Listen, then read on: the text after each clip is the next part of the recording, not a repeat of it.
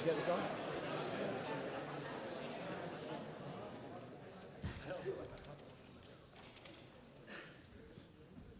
Right, welcome everyone. Can everyone hear me at the back? Is that all working? Fantastic. Welcome all to Bath University's Debating Society's first event. It's a really, really good event. This house believes the world's better off without religion. It's a motion that goes across all degrees, all genders, like everyone's affected by this. We're very lucky to have an incredibly good panel here. On my right, on the proposition side, we start off with Andrew Copson, chair of of Britain's Humanist Association.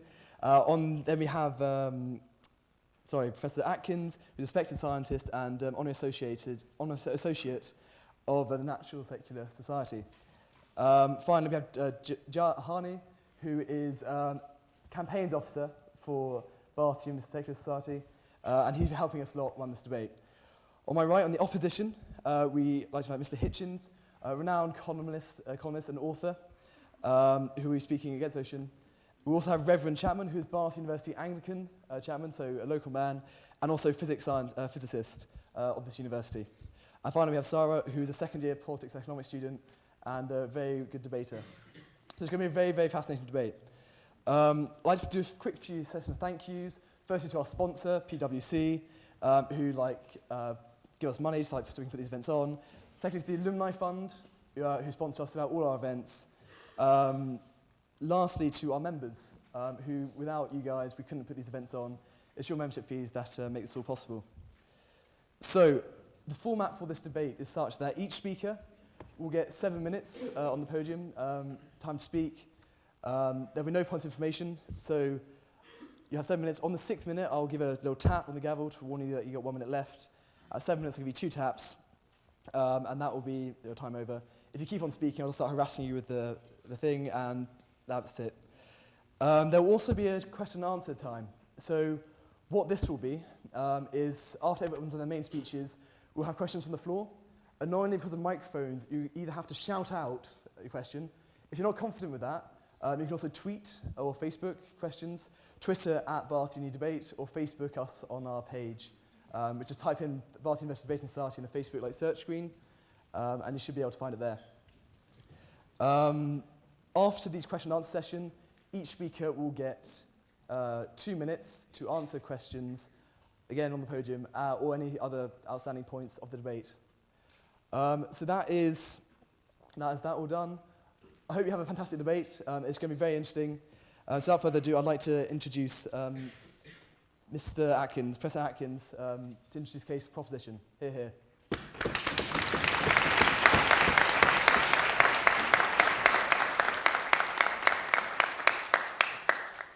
Well, thank you very much. It's a great pleasure to be here, and I hope that you will vote for us. But we'll see. I don't wish, at the outset, really, to argue or even to give the impression that I regard religion as wholly and universally evil, and that it has done no good. Of course it's done good. On the grand scale of things, it enabled the emergence of societies bound together by common belief. Thus there emerged agriculture and literacy, the twin pillars of civilization. As it perhaps now has some reason to regret, religion turned out also to be the foundation of the scientific method, for the role of the heavens in man's activities led to astronomy, mathematics, and the scientific Enlightenment. Religion is also responsible for much contemporary good, where the charitable activities of the churches, mosques, temples, and synagogues bring succor to the unfortunates, the impoverished, and those overcome by the travails of life. But wherever there is good on the face of a coin, there is evil on its reverse. And we need this evening to turn over the coin to see the harmfulness beneath. Here we find darkness of many depths, and it is my case that the darkness below overwhelms the lightness above. In the time at my disposal, I shall lead you into this land of shadows, guilt, evil, corruption, misogyny, bloodlust, and war.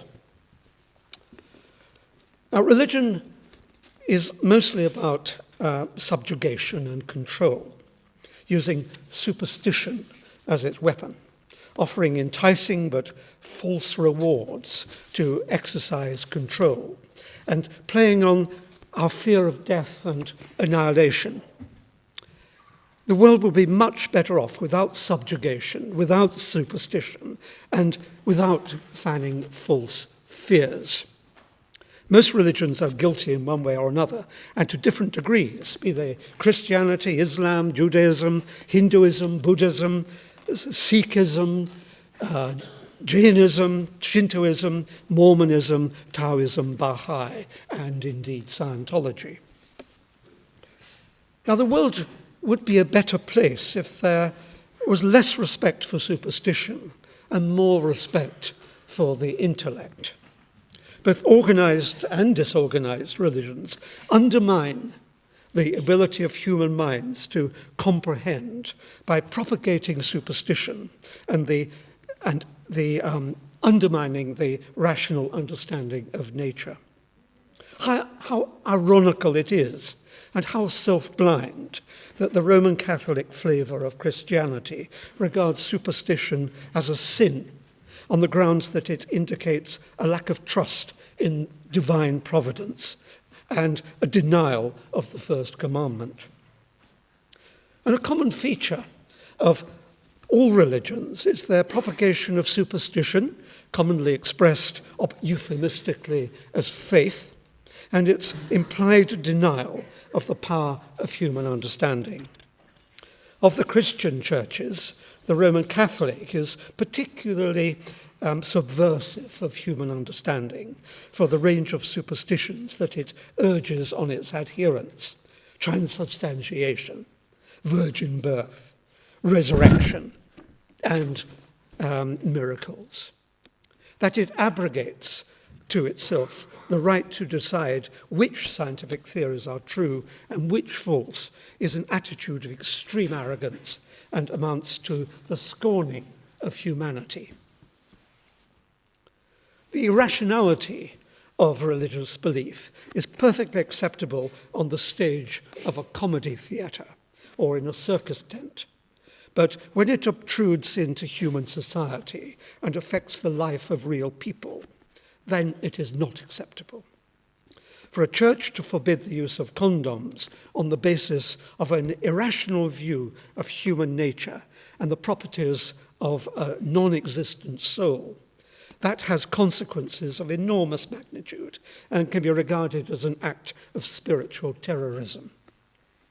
The Roman Catholic Church has probably killed more people than its missionary activities have saved. On that simple measure alone, religion has done more harm than good, and the world would be a better place without it.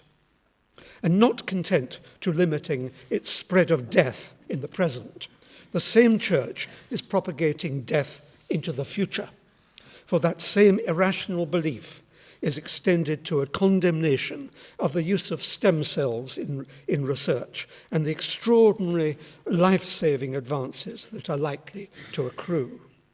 If you want to assess harm versus good, think not only of the balance in the past, think of it now in the present, and do not forget to extrapolate it into the future.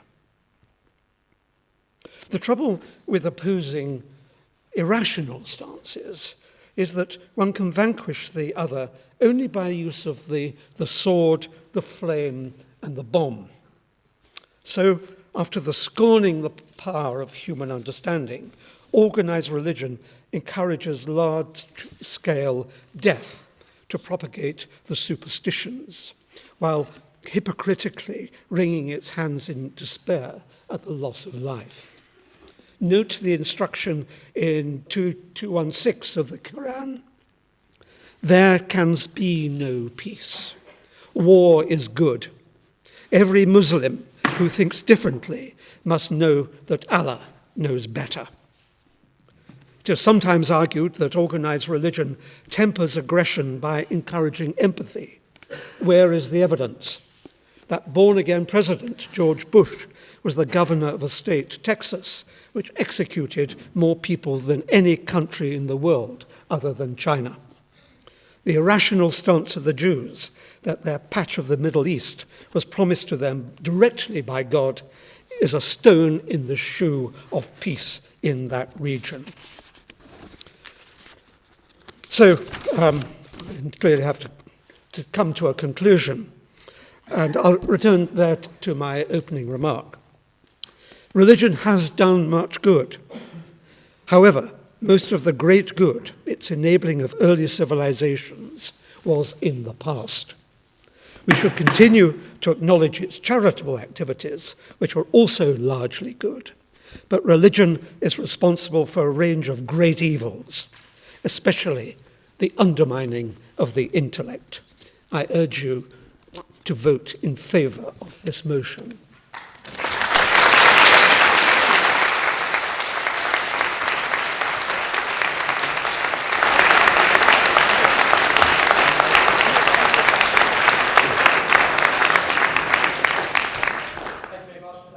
For opening the debate. I'd now like to invite Mr. Hitchens to take to the floor and open the case for the opposition. Hear, hear.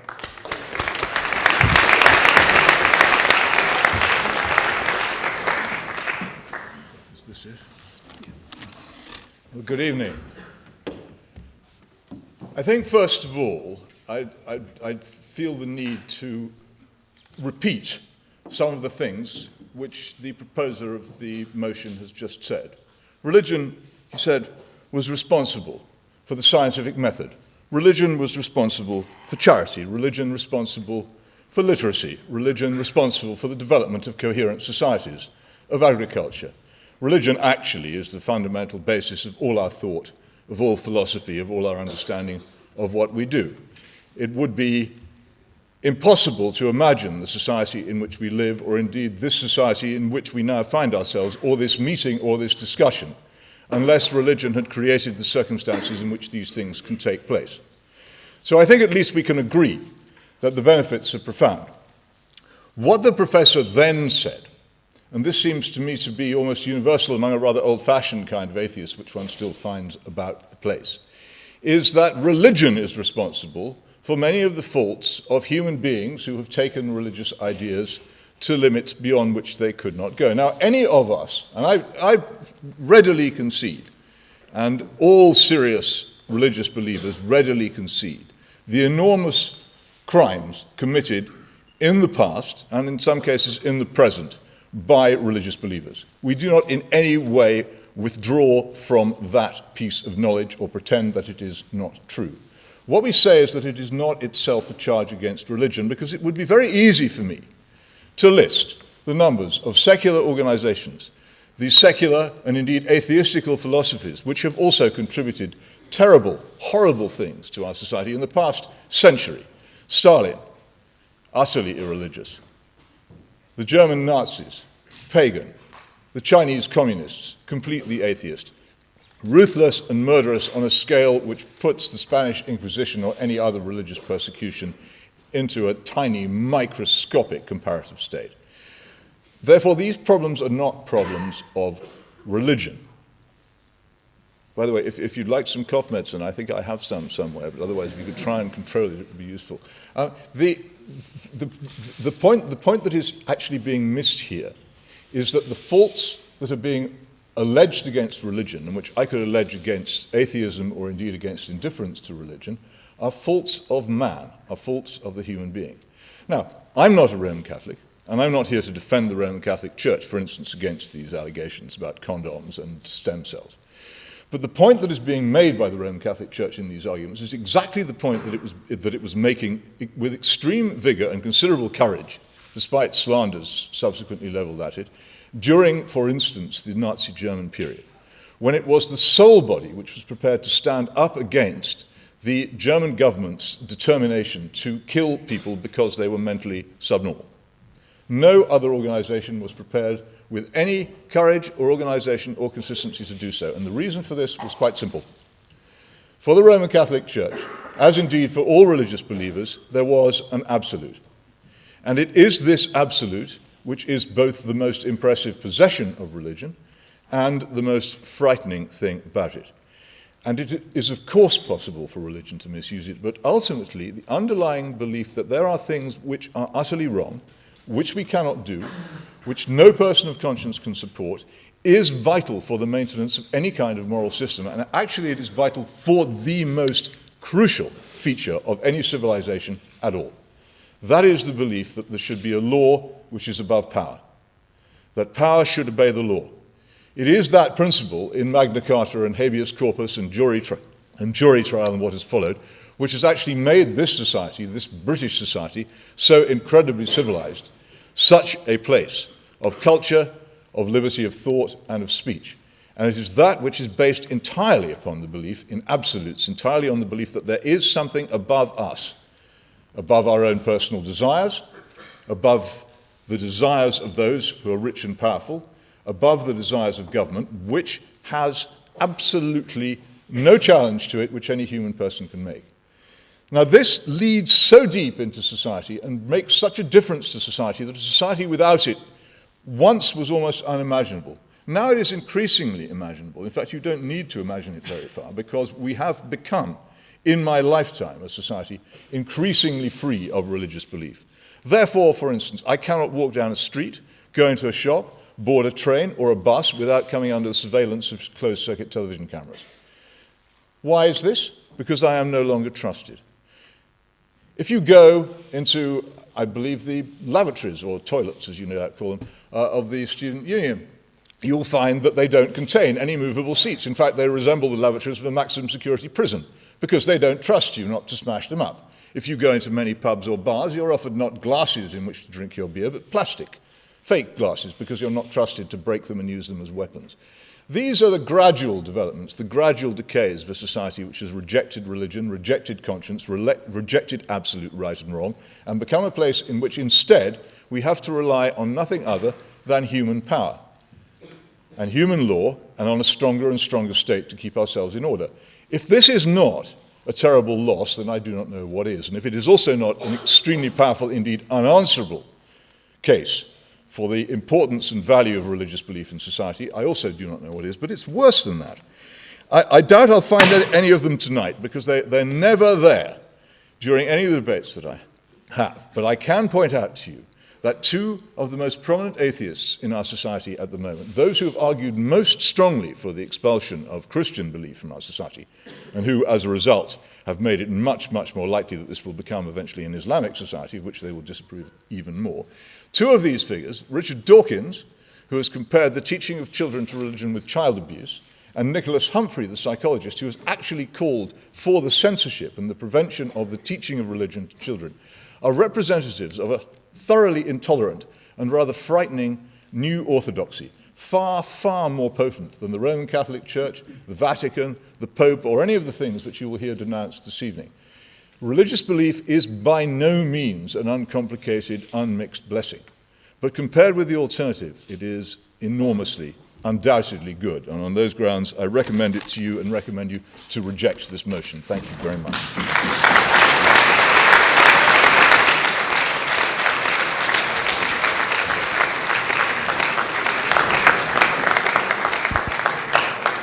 Thank you very much, Mr. Hitchens, for that fine speech. I'd now like to invite Mr. Copson to the floor to continue the case for the proposition.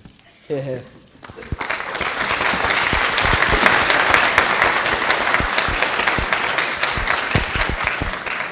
Thank you very much. I'd like to respond directly to some of the points that were made by the first opposition speaker, and in doing so take a slightly different approach from the opening proposition speaker. I'm going to focus entirely on the moral case for believing that this world would be better off without religion.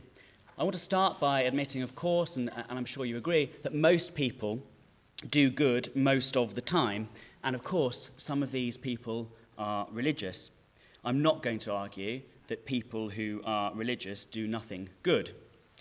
What I do want to say is three things. I want to say that religions are incidental to the good that human beings have done. They would have, by and large, done that good anyway. Secondly, I want to say that what is ethical in religions is not unique or original. And thirdly, I want to say that what is original or unique in religions is unethical. First argument, then, that needs at least some brief debunking is this idea that religion is an important generator of pro-social actions and institutions in the present day. It's very easy, actually, to dismiss this proposition. If you look at instruments that measure people's pro-social attitudes, things like volunteering, things like civil action, things like giving to charity, things like helping other people, things like being morally concerned, in instruments like the Citizenship Survey, which until recently was done every year in the UK, you find there is almost no difference at all between the likeliness that a non-religious person will display those pro-social behaviours and the likelihood that a religious person will do so. The vast majority of charities that operate in this country, for example, are non-religious ones. And even many religious people, if you ask them why they do the good things that they do, they're very seldom in practice say, oh, I do it because God tells me that I should, or I do it because this scripture tells me this, or I do it because I want to avoid punishment or to gain some reward in the hereafter. They largely say the reason they do it is because they want to help other people, and when pushed further, they talk about the altruism and the fellow feeling and the empathy and the compassion that motivates them to do so. Religion very rarely figures. And if that's true now, it was even true in the past.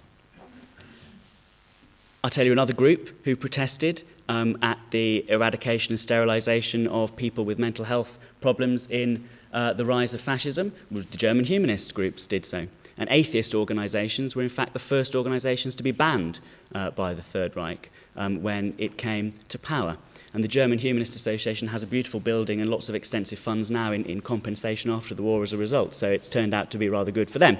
But it's a counter-example, it's a counter-blast to this idea that you need somehow some religious morality in order to tell you what's right in that situation. And again, the historical claims that are made for religion, like the one we heard, that somehow only a law above human beings can guarantee that power will be subordinate to the law, is again to be countered by an example from history. The late Athenian democracy, after witnessing the excesses of mass democracy completely unmoderated by law, did adopt a rule of law custom entirely without the benefit, imagine, entirely without the benefit of believing in a Judeo-Christian God. It's a very narrow and parochial and erroneous view to say that the source of all that is good and right in our society happens to have come along, around 2,000 years ago with the religions that exist today. So I think the idea that religions are incidental to the good that human beings do is one that you ought to bear in mind when making your minds up on how to vote this evening. Secondly, this idea that what is ethical in religions is not unique. I want to take that on. Let's think for a moment about the origin of morality. Many people believe, if not willing to explicitly argue it, they believe so implicitly, that somehow religion lies at the origin of morality, at the foundation of morality. Nothing could be further from the truth. Our moral sentiments, our thinking about morality, our social instincts entirely predate religion. Look at our closest relatives in the animal world, and you will see the same social instincts which form the biological basis of our own ideas about morality. Now, of course, we're very, very different from chimpanzees and dolphins and so on and so forth. We've elaborated on that biological foundation over the millennia with culture. We've turned those social instincts into something that we knowingly and consciously call morality. We've developed it further, but nonetheless, it is a constant feature of human societies. That golden rule that was taken up late in the day by Judeo-Christian culture of treating other people as you would wish to be treated is a perennial human rule. You find it in every society for the last 4,000 years where we have written records. You find it in the earliest law codes in Egypt, and you find it in the present day in societies totally unencumbered with religious belief or theistic belief in particular. What is ethical in our human behaviour is not unique to religion. We would have those good things anyway. Thirdly then, let's look at the negative column. There's no really easy way to do this. You can't say, hospitals and schools versus the Inquisition and Hitler and all the Crusades and 9/11 and so on, and say that there's a simple, overwhelming negative column. But I do think that It's not only the case that religion is neutral to morality, it seriously disrupts morality in a way that nothing else can. Genuinely believing that the source of value is located outside of humanity and not within dehumanizes ethics. The moral scale becomes hopelessly distorted. Blasphemy, saying rude things about God, is in the same immoral league as murder. You need religion to make you believe something as obscene as that. Inquisitions, crusades, witch-burning, the persecution of gay people, the oppression of women, beheadings, torture for blasphemy. What is distinctive about these things that religion has caused is not the violence of them, the excessive cruelty of them, but the fact that people doing these things celebrated them, revelled in them, thought that they were doing the right thing, thought that they were doing good.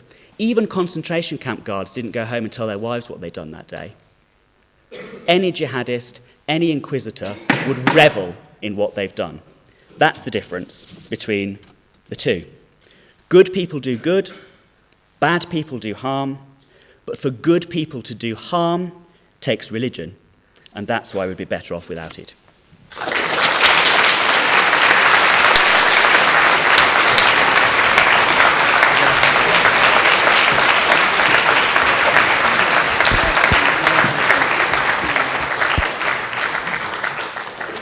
Thank you very much, Mr. Copson, for that fine speech. I now would invite the Reverend Chapman to carry on the case of the opposition. Hear, hear.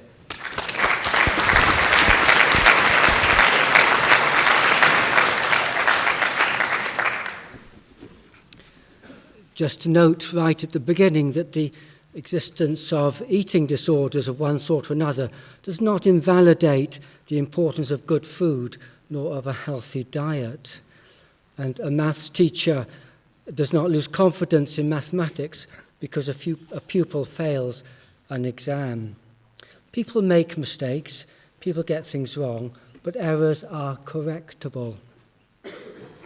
If I were to use church attendance as a measure of religious commitment in this country, I would notice that from 1900 to 2000, there had been a steady decline. Church attendance today involves only about 8% of the population, and this isn't roughly different across Northern Europe.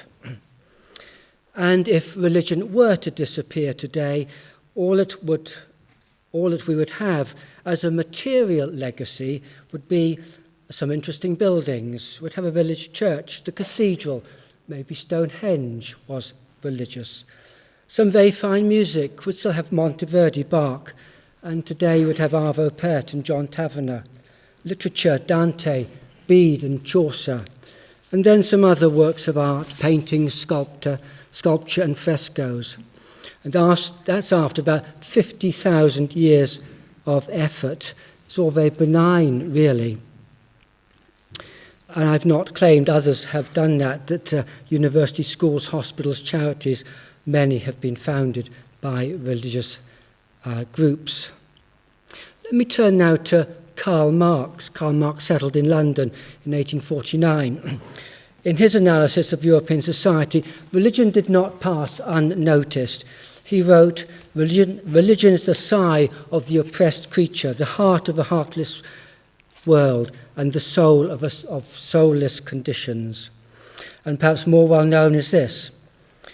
He wrote, the history of all hitherto existing societies is the history of class struggle. Clearly, for Marx, religion is a symptom of oppression and not its cause. Jumping forward a century to Max Horkheimer, Horkheimer was one of the founders of the Frankfurt School of Critical Philosophy. And following the Second World War, he wrote a book called Eclipse of Reason, published in 1947. He was perplexed to know how the German people, the heirs of such high intellect and culture, of Goethe, Beethoven, Kant, Helmholtz, could have been taken in so readily and democratically elected the National Socialist German Workers' Party. Although writing from a position I'd call methodological atheism, he acknowledges the oppositional stance of many religious groups, much to their detriment. They had a deeper call upon their allegiance than party or state. And finally, I turn to Herbert Marcuse. He achieved superstar status when I was of your sort of age, in the 60s, with the publication of his book, One-Dimensional Man. Germaine Greer, you may have heard of, did something similar when she published The Female Eunuch, which was one of the flagship books of feminism. And now today, perhaps Slavoj Žižek is a philosopher of superstar status, even if some of us haven't heard of him. One-Dimensional Man is an analysis of Western societies, both capitalist and socialist, communist, where he documents the rise of the new forms of social repression and control, with the creation of false needs encouraged by mass media, advertising, and through industrial production. Again, Marcuse notes that religious belief allows or permits or demands believers to absent themselves from the negative or dehumanizing trends of society.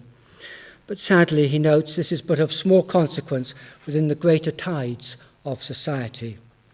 My intention so far has been to demonstrate that an impartial examination of our society will not discover any serious reason to favour a world without religion. It's your choice. Indeed, I've only made modest claims for the benefits of a religious presence. I've attempted to be non-partisan, though I'm necessarily Eurocentric, because that's where we are. But it does appear that a religious presence in our society has and does confer benefits. Now quickly let me cast my net globally. Firstly to Zarathustra, the founder of what we know as Zoroastrianism. He lived about 1500 BC. And the essence of his teaching is simply good thoughts, good words, good deeds. And at the time of Jesus, the Parthians had made Zoroastrianism the most widespread religion of the then known world. To Lao Tzu, he, the author of the Tao Te Ching, about 400 BC, the essence of his teaching simply compassion, frugality, humility. The Buddha, 500 BC, famously to abandon a life of luxury to promote the middle way, the path between the extremes. And then finally to Jesus, 1st century AD. Love your enemies, go the extra mile, pray for those who persecute you, feed the hungry, give a drink to the thirsty. Thank you.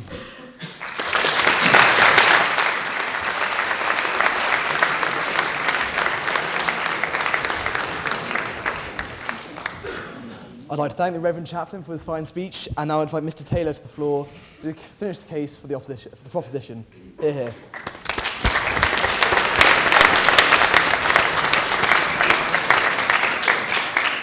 Well, thank you, John. I can confirm I am speaking for the proposition, not the opposition. Now, we have heard tonight already, particularly from Mr. Hitchens, about the charitable work done by religious organisations and religious people. In fact, it's often the apologists' go-to line in debates like these, and we have seen that tonight. What are rarely mentioned, however, are the secular charities, those with no religious affiliation. Médecins Sans Frontières, for example, who right now are tackling the Ebola epidemic in West Africa, or UNICEF, or WaterAid, or Amnesty International, or countless others. Their missionary work being done by these people is not being done to proselytize for their faith. They're not handing out Bibles surreptitiously, and they're not doing it for any ulterior motive. They're doing it solely for the sake of humanity. This shows not only that the point about religious charities is, at best, irrelevant, but that such humanitarian work is indeed possible without divine inspiration or hidden agenda. Another important aspect of religion to consider is its claim to be both the provider and arbiter of morality. For millennia, and for a lot of people still today, it was believed that the only way to know right from wrong was through religious teachings, and that to shun religion is to authorize all manner of terrible crimes in the absence of a celestial big brother. I submit it's one of the main reasons a religion has stuck around for as long as it has. But if we as a species can only know morality through religion, why then do we see comparable levels of crime and charitable giving equally between the majority non-religious UK and the majority religious USA? I would hope that the obvious answer, as Andrew pointed out, is that religion is in fact not the source of all morality, it is incidental to it, that it is instead innate in us as a species. And I would like to demonstrate this by presenting a small challenge laid down most recently, I think, by Peter Hitchens' late brother Christopher. I challenge everyone in this room and the opposition to think of a single moral action done, or ethical statement made by a religious person that could not, in principle, have been done or said by someone who is not religious. And I think you'll see it's not so easy. And when you see just how difficult this is, you'll see at once that religion is surplus to requirements on the subject of morality. Now, conversely, think of an immoral act committed explicitly in the name of religion, and I'm sure you'll have no trouble. Referring back to the charities again, what humanitarian work can a religious charity do that a secular charity cannot, apart from handing out holy books? Now, the opposition will presumably be bristling at this, and in their turn describe how religion provides comfort to its followers in times of great sadness, and indeed they have, or for those living in poverty and great strife, for example. It provides comfort for many, not just through the community, but through the belief in an afterlife where their loved ones are waiting for them, etc., etc. And that, they'll say, is something that no secular community or organisation can provide. And they're right. I'll happily concede the obvious in this instance. But we can derive comfort from many things, and just as religion no longer has a monopoly on morality, neither does it have a monopoly on comfort. The support network, Grief Beyond Belief, is a perfect example of this, and I'm sure there are many others. Another one of the most common arguments given by apologists is to cite secularist and or atheist dictators like Hitler and Stalin and even Mao, and to assert that a world without religion would be akin to living under a totalitarian regime. Now, the rebuttal for this, unfortunately, is fairly straightforward, so I'll put it to rest quickly. For starters, Hitler was Catholic, not pagan, which, according to Mr. Hitchens, paganism is atheism, when I would argue that it isn't. The German army at the time, I apologise in advance for my pronunciation, but the German army at the time had Gott mit uns, meaning God with us, on their uniforms, their belt buckles specifically. The Catholic Church publicly celebrated Hitler's birthday from the pulpits. And the final solution found at least a significant part of its inspiration in the ancient Catholic doctrine of the Jewish deicide. Now, I do not mean, of course, to equate Catholicism with Nazism, of course, but to demonstrate that many Nazi policies were grounded in religious sentiment. And again, to Peter Hitchens, to say that the church fought against Nazism is to forget that they preached as an official doctrine the Jewish anathema tied in with the Jewish deicide until 1964. That's almost 20 years after the Nuremberg trials. Anti-Semitism was an official doctrine and policy of the Catholic Church. Moving on to Stalin. Once he had assumed power, he would have been foolish not to take advantage of the condition of servitude that centuries of serfdom and leader worship left the Russian peasantry in. The Tsars were to be considered demigods, and realizing this was a great opportunity to consolidate his power, what does Stalin do? Inquisitions, heresy trials, witch hunts, the usurpation of religious iconography and language for his own cult of personality, and the compulsory worship, important word, of the all-knowing, all-powerful, glorious leader. You can see all these aspects today in North Korea, of course, the last truly Stalinist regime and the most religious country on earth. By only changing the superficial details, we arrive again at the same conclusion in Mao's China. And we can't forget Emperor Hirohito, of course, of Japan, who went one step further and was actually a god in the eyes of his subjects. Now, I'll start bringing my speech to a close by referring to an article in the LA Times, and which was also written in his book, Letter to a Christian Nation, in which Sam Harris wrote, "I know of no society in human history that's ever suffered because its people became too reasonable." So my final challenge that I lay to you, the audience, and to the opposition, is to find me a society that rejected rampant superstition and instead adopted the teachings of secular, rational humanism, and in doing so, fell into ruin and famine and slavery. I submit that you will find none of the sort. So when you consider this reason and all those before it, I hope you will give this motion the resounding support that it deserves. Thank you.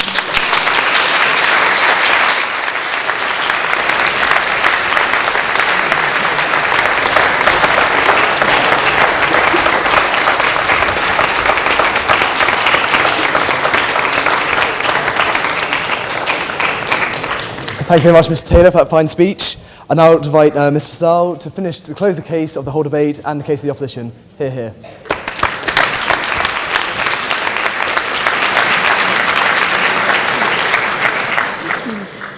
Before I begin with the closing statements, I'd just like to address some of the points that the proposition had brought up.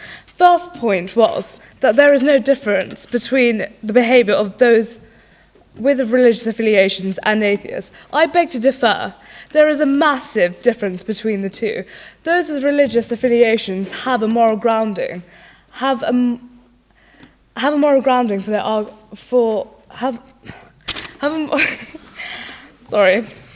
have a moral grounding for their moral behaviour. Atheists, however, do not. There is no consequence for them of their actions.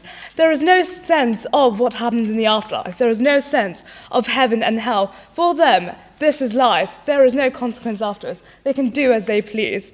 Another issue that the proposition brought up was that morality does not lie in religion. I again beg to differ. Since the dawn of time, man has turned to religion. Why is it now that we decide that religion is not the answer? Religion has always inherently been built into us, and we should continue with that. It provides us with the moral guidelines that we need as human beings. Otherwise than that, what is the difference between us and animals? What is the difference between us and the animal kingdom? Absolutely nothing. It's religion that gives us these moral guidelines. It gives us the moral guidelines and these beliefs that makes us who we are intrinsically as beings. Without that, we are just moralless souls. Religion is the cornerstone from which centuries of architecture, art, poetry, literature, civil society has evolved and progressed. We wouldn't have had the likes of this beautiful Chancellor's building which we're sat in had it not been for the likes of Sir Christopher Wren and other architects throughout history. We wouldn't have had, the likes of Jane Austen had it not been for religious texts in the beginning. Without religion, society and culture would not have evolved. The world that we know it today would not exist. If religion was to be rejected altogether, had it been rejected at the beginning of time, we would have still been living such a basic moralless life. Atheism has been tried under communism, such as in China, Nazi Germany, Russia, and it simply replaces man's inbuilt desire for transcendental religious experience with hollow materialism. What sort of society is it whereby we give up religion for materialistic goods? It simply leaves man miserable and fundamentally immoral. There is nothing wrong with religion itself. Yes, in the past, religion has made errors, the persecution of gays, with the corruption of the papacy. But then again, human nature is flawed, which is why we turn to religion. Religion is there to act as to provide us with moral guidelines as to how one should conduct one's business on a day-to-day business. The Buddha, for example, gave up his material life. He founded a new religion. Had it not been for him, he wouldn't have provided comfort for thousands of people at the time, and now globally millions and millions of people. Religion doesn't make individuals immoral itself. It's how one interprets religion. Religion gives us the guidelines. It's with science. Science can be interpreted in the wrong way, as it has been before in the past. It's all about interpretation. There is nothing intrinsically immoral with religion. It is with man. In an ever-increasing atheist society has so many issues, many of which could be solved by turning to religion. Religion, again, provides those guidelines. The three great monotheistic religions have given the world the spiritual comfort that it needs, the spiritual guidance and intellect that we need, without which society will no longer be the same. And it is for these reasons that I propose to you, reject the statement. The world would not be better off without religion. The world would be a horrible, moralist, coldless world, one in which you would not want your children to grow up in.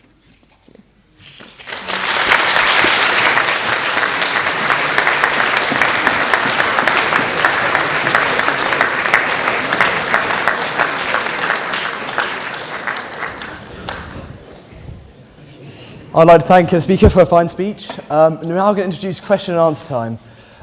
Due to the fact that we are running on time, which is a very big surprise to us, we will now have each speaker will now get 3 minutes to answer questions and summarise or address any other points in the debate. I hope that's okay with you all. Happy? Fantastic. So what we do is we've been tweeted a few questions and Facebook questions. We will also entertain questions from the floor. So if you have any questions, please raise your hands now. When you ask them, project your voice nice and loud so that the panel can hear them. Whenever you're ready. Yep. So the last speaker for the opposition, are you seriously suggesting that people who aren't religious have no morals? Because that was the impression that you were giving, and I think that's completely erroneous. Thank you. Any other questions?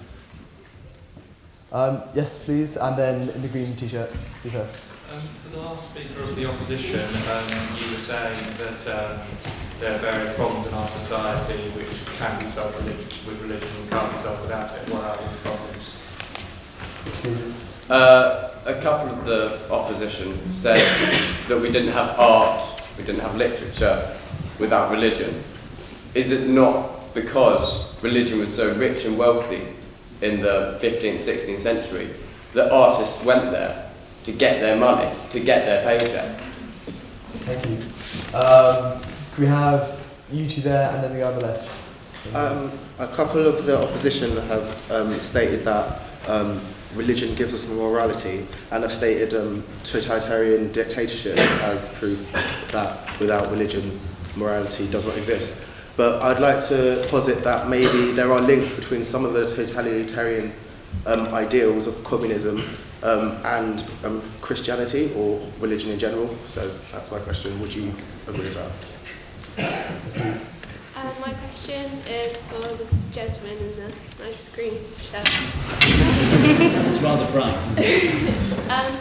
You suggested that the goodness that can be seen by religious people and it's in our innate being, and this is seen in like our ancestors and the animal kingdom. But do you not think that the morality and the power that humans have is on a totally different playing level, whereby no other animal kingdom destroys as we do or helps other animals as we do, but there's more of a survival of the fittest mentality within the animal kingdom? And also there are like ethical, like, do you not think that ethics does not really come into other like subdominal kingdoms such as insects who like eat each other after they Yes. The last speaker of the opposition as well, I just want to say, don't you think suggesting that humans are unable to develop values and ethics is an insult to human intelligence? Yes. Any other questions? I know I'm going to be concise. We have Michael, followed by Joe, followed by Timo. This is the opposition in general. Is it not erroneous to say that because our tools of thought are founded in religion, that we therefore cannot improve upon them by secular means and through secular minds. Who was it that progressed the female suffrage movement in Britain throughout the 19th century? It was John Stuart Mill, an atheist. So why is it that we, as secular, minded people, cannot improve upon the tools of thought that we have been given by religion? Thank you very much. Next question, please. So this is to the proposition. Where do you believe that morality in Western society comes from and not from religion? What causes to rise above our animalistic instinct? The question goes to the proposition. You sort of said that the religion facilitated totalitarian regimes such as Stalin, Hitler and others. Wouldn't you say that it is much more of a political phenomenon or political ideology which brings people to treat Hitler or Stalin as godlikes? Next round of questions, please.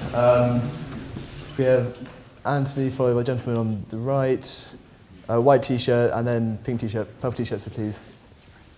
The proposition may have supported claim that religion is bad, but they answered the question of the motion, which is it is desirable to have a society where religion is entirely expunged.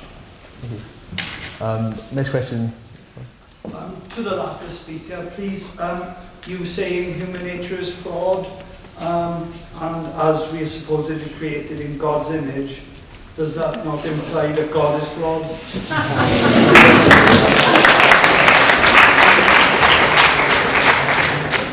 Thank you very much for your question. Next one, please. Quiet, please, for the gentleman. How do you distinguish between humanistic thought and good things that have come as a product of religion? So pure humanistic thought as opposed to products of whatever religion they were based in? Yes, please. I'd argue that Peter Hitchens, you mentioned that having a belief in a higher power leads to law and order in society. And then how do you explain Iran, Pakistan, Sudan, and Northern Ireland? I'd say it leads to more division in society than it does to law and order. It leads to dividing people. Yes, okay, last round of questions. We have at the back, on the left, and then on the right, and then in the middle. So, yeah, starting from the back. Kind of leading on from Anthony's question, to the proposition, if you were to have a world without religion, would you start your morals from scratch again? Would you? Because most of the primary school morals you have, such as do unto others as you would have done unto yourself, that's a biblical thing. But it's obviously also a kind of internal moral. How would you go about having morals from scratch? Would you throw it all out the window, or would you take some of the more useful ones? And to the opposition, specifically, I can't remember people's names, but the one with the tie.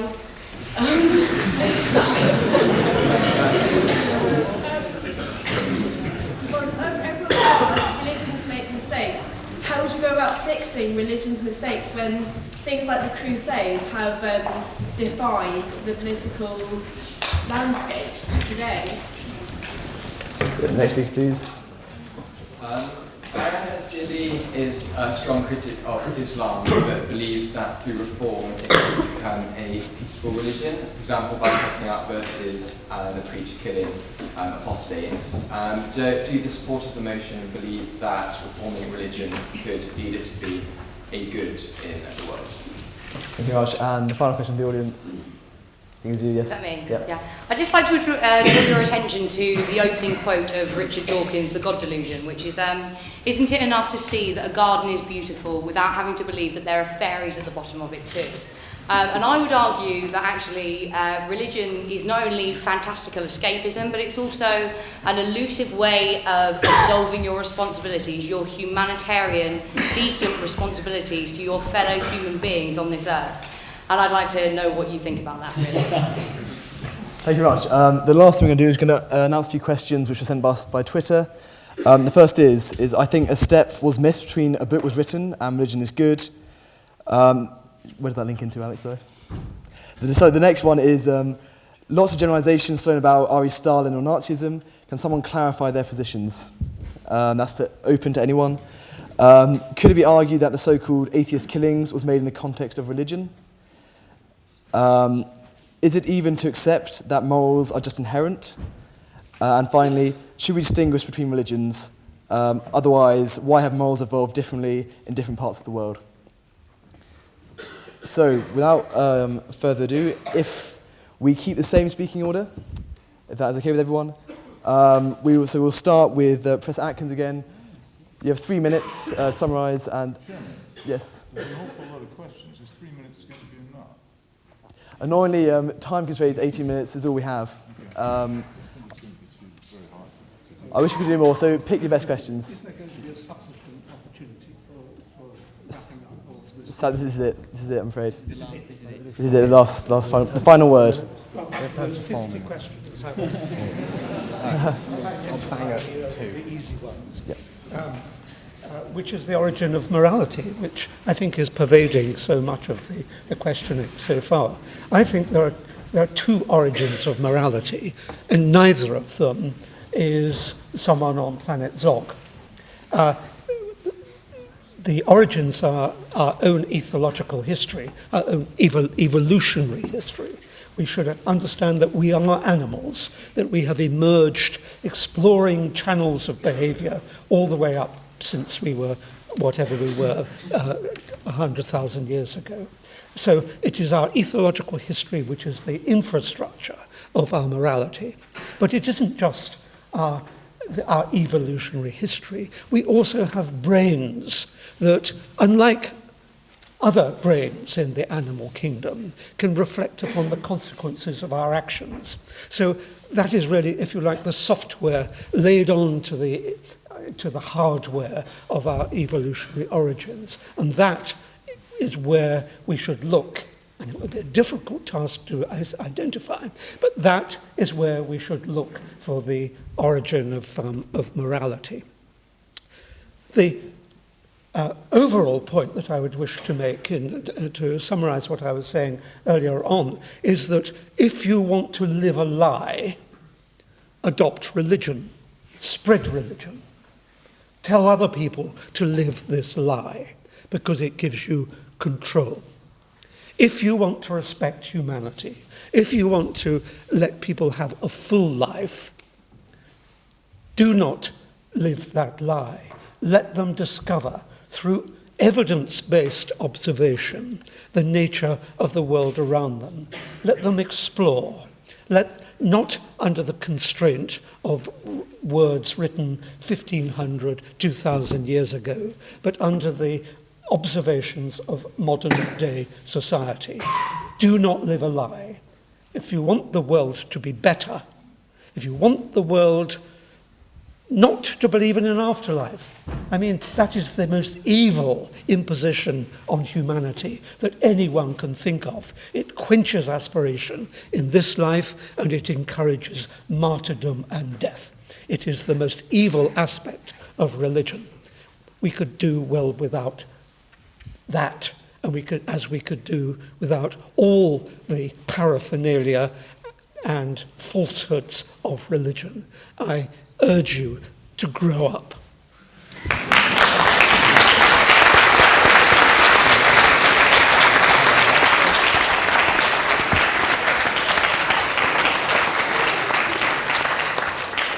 Thank you for that fine speech, and now I'd invite Mr. Hitchens to the floor to summarise his case. Thank you very much.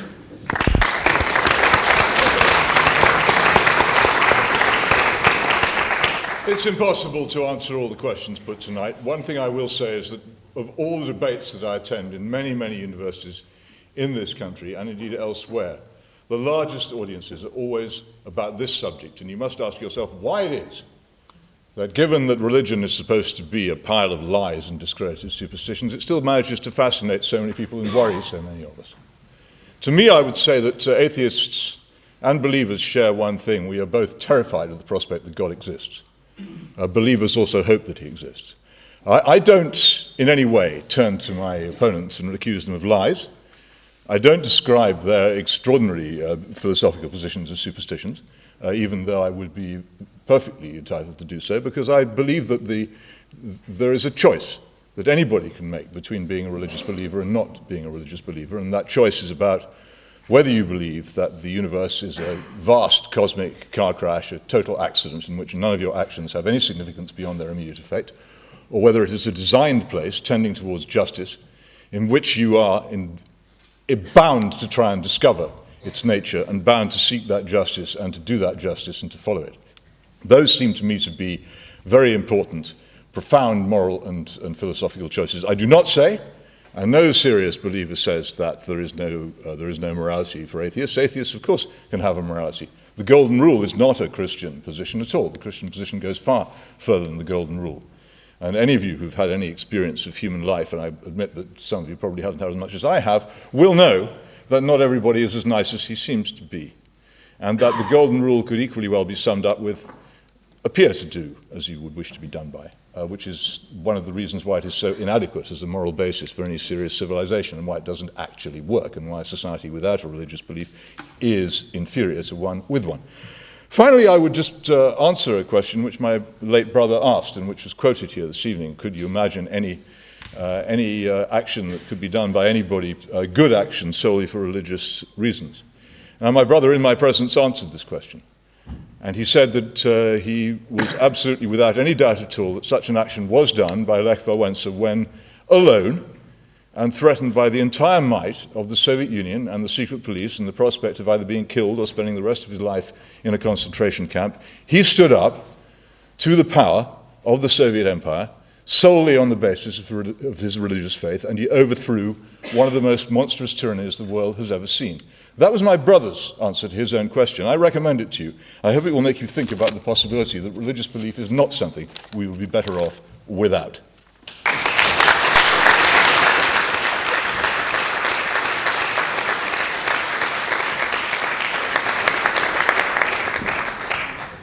Thank you very much for that. And now I'd invite Mr. Copson, who is there, the floor to summarise his case. Here.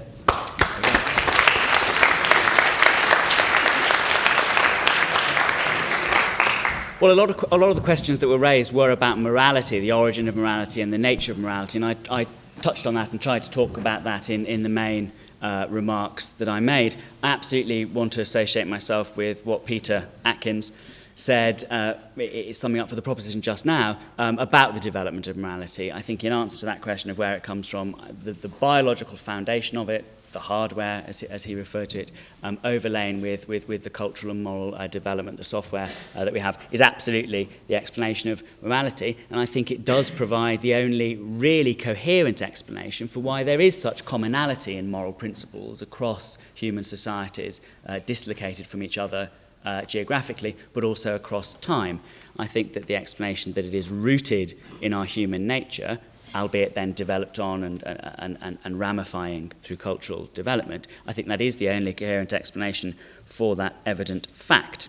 But I want to address simply on a factual level some of the erroneous points that I feel have been made. The last speaker from the opposition in particular, and that was picked up by some of the questions, referred to the idea that societies would somehow collapse into animalistic, red in tooth and claw, hollow materialistic conditions were they to lose their religious beliefs. Well, let's leave to one side at the moment the crass, violent, animalistic conditions into which many religious societies have collapsed, and consider some of the most progressive and democratic and human rights respecting and socially secure societies in the world today. Societies like Sweden and Norway, where religious belief and tradition is at a very, very low level, but which consistently are among the happiest, most socially secure and democratic, liberal, free, fulfilling countries in the history not just of the modern world, but of the world ever.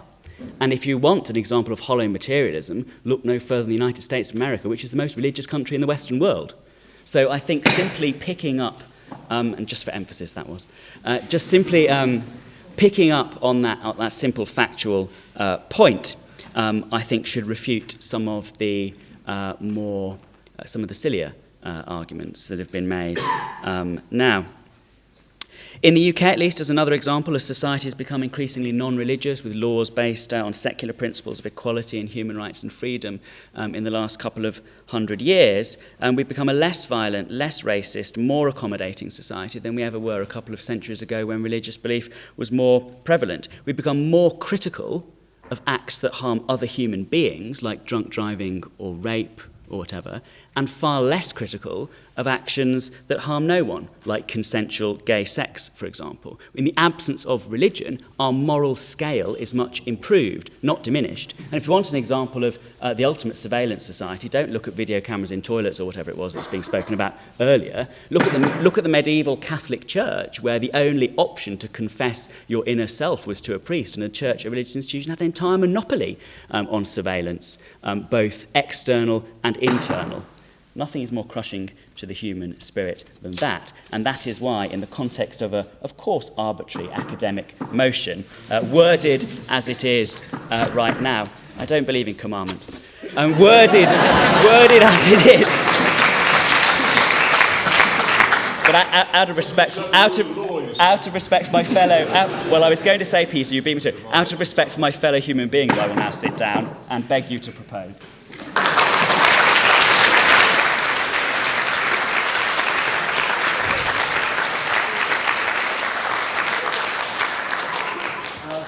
Your case there. I'd like to Reverend Chapman to sum up his case.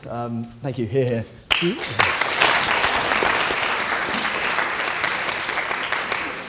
The only question was directed to me personally was the one about the Crusades. Benedetto Croce, who some of you may have heard of, was an Italian philosopher of the last century, and he said he was quite eminent in his society. He was a Marxist, but so eminent that Mussolini couldn't get him dispatched. So he hung on, in fact served in some Italian governments. His point was that all history is modern history. Now I wonder whether, when you mentioned the Crusades, you know when the first one was, or whether you know how many there were, and over how many years. The important thing is, with the Crusades, or with any other event like that, is to get them contextualized, otherwise you won't understand them. They did start in 1096, there were about 9 of them, and they finished in 1272, so that's 176 years they kind of rolled on, with greater or lesser extent.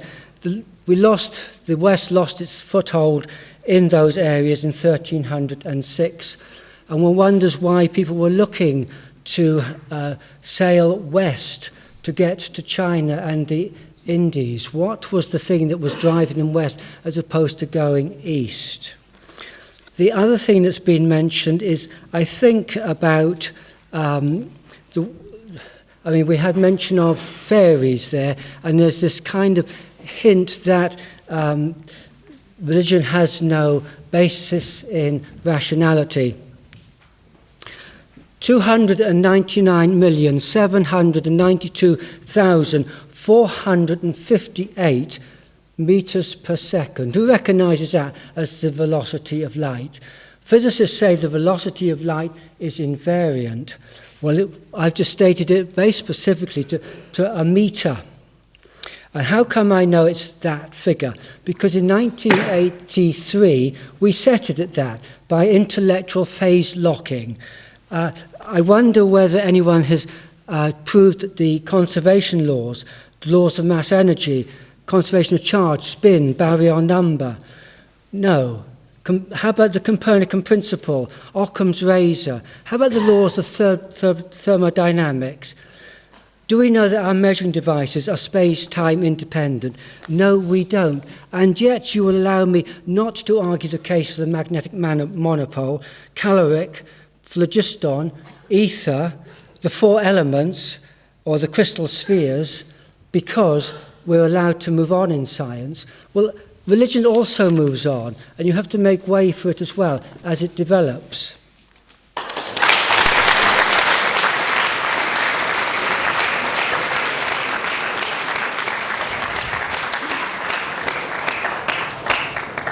Thank you very much for that speech. And I'd invite Mr. Taylor to summarise his case and the case for the proposition. Hear, hear.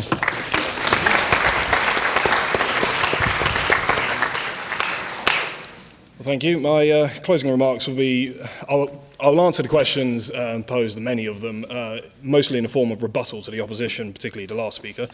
But by first asking the slightly incredulous question, atheists don't have a moral grounding. We're not the ones trying to relativize the Crusades over here. And while you're at it, I mean, just to put this into context, why don't you try doing the same with ISIS? or IS, or whatever they're calling themselves these days. It's slightly ludicrous. Anyway, furthermore, all religions have the golden rule. All civilizations have some form, throughout history, some form or another of the golden rule. Now, whether or not it's the perfect rule to live your life by, that's a matter for another debate. But the fact that all societies, pretty much every society throughout history, has had some form of it, would seem to suggest, would it not, that using Occam's razor, we can determine that it's more likely that it's an innate human feature in our genetic code, for example, that has evolved in us in order to build these societies, without which we wouldn't have been able to build these societies. Moving on, we on this side are not arguing necessarily that atheism is better than religion. That's a separate motion.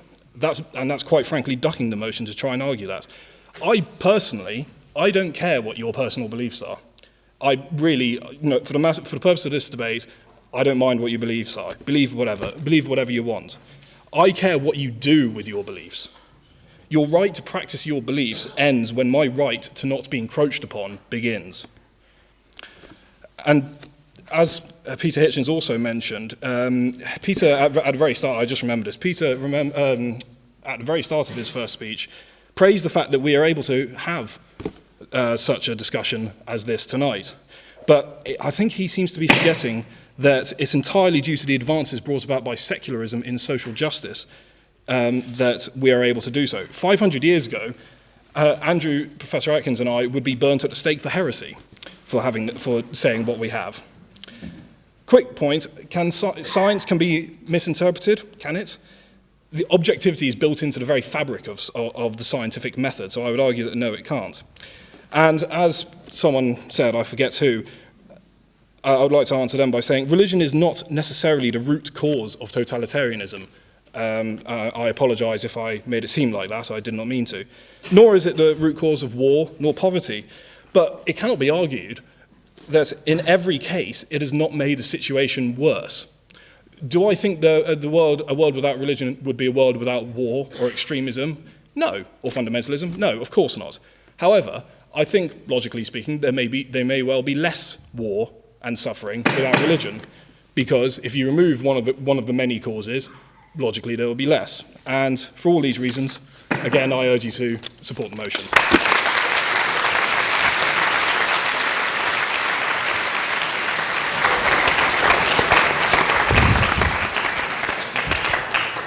Thank you very much for that speech, and I'd invite the final speaker to close the debate as a whole and for her side.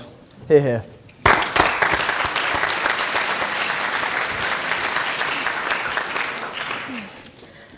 Right, just to start off, I'll answer some of the questions that were posed to me. I didn't explicitly say that atheists cannot be moral. Most of the democratic free world was based on the foundations, the principles that religion brought to us, whether it be Christianity, Judaism, Sikhism, Hinduism. Things such as social justice, the rule of law, habeas corpus would not exist without religion. Yes, atheists can be moral, but where do those morals intrinsically, where do they originate from? Morality is taught to us through primary socialization as children. And where does that originate from? What our parents, their parents, what society has ingrained in us. And from the beginning of time, religion has been there. Religion has been the basis, the grounding, the cornerstone in which we have learnt everything. Without religion, there would be no morality, whether it be for an atheist or a religious individual. Religion has provided us with knowledge. Religion has actually provided us with science. If you look back to old biblical texts, the Quran in particular, it's from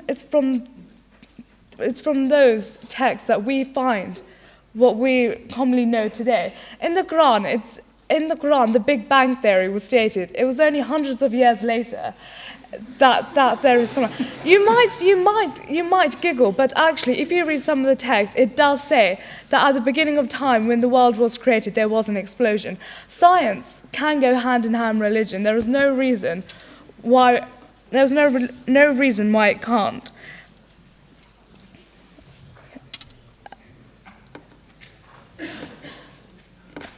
Yes, thank you.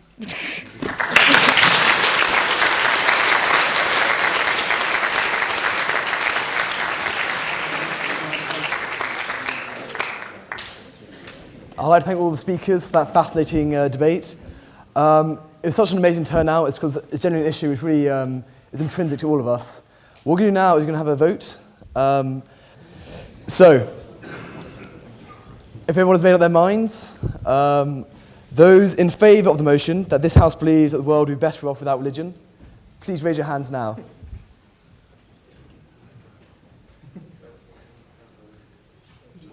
Got photos. Fantastic. Okay, hands down. Those who disagree with this motion, please raise your hands.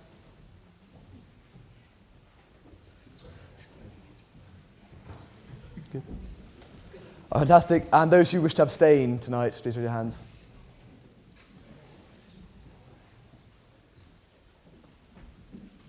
Good. We're going to count out those votes now and add them all up.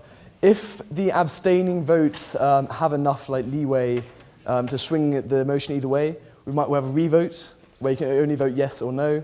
So once we've counted all the votes up, if you all come together and tally them up, that'd be great. Before everyone starts talking, I'd just like to thank everyone. There's a lot of people who work really hard to make this possible. Firstly, the speakers, who have been amazing, been really, really fascinating. Also to media over there, the cameras have been filming it. It'll be available on a podcast soon. They gave up their time and they helped set this up. It's very stressful for them, but they did it, so that's great. Also, to our sponsors, to the Debating Society and all their members who make this all possible. I'd urge you all to join the Debating Society. Of course, we meet every Thursdays in the Chancellor Building. It's only £4 to join. And if we do that, we can put more public debates on like this. And the vote's ready. We are trying to put on a lot more public debates like this throughout the whole year. We can only do this with a strong member base, so I encourage you all to sign up at the end. Apologies for the timing, that we didn't have more time. But as I say, it's our first debate, so we're still unsure. People have to get trains back, and we'd rather play it safe than people miss their trains. So thank you very much for that, and I think we should have a round of applause for all the speakers at the end.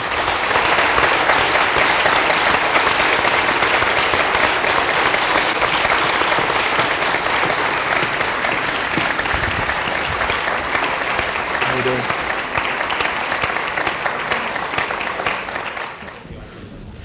doing? So the vote is on the proposition. They got 98 votes. The opposition got 46 votes. So I'd like to say the motion has carried and the proposition have won this debate. I think that's it. Thank you very much. Abstentions?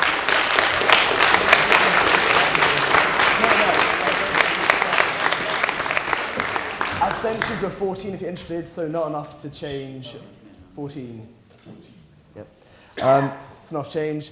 Again, big thank you to all the speakers. Thank you all for coming, and hope we see you at other public debates throughout the semester. Thank you very much.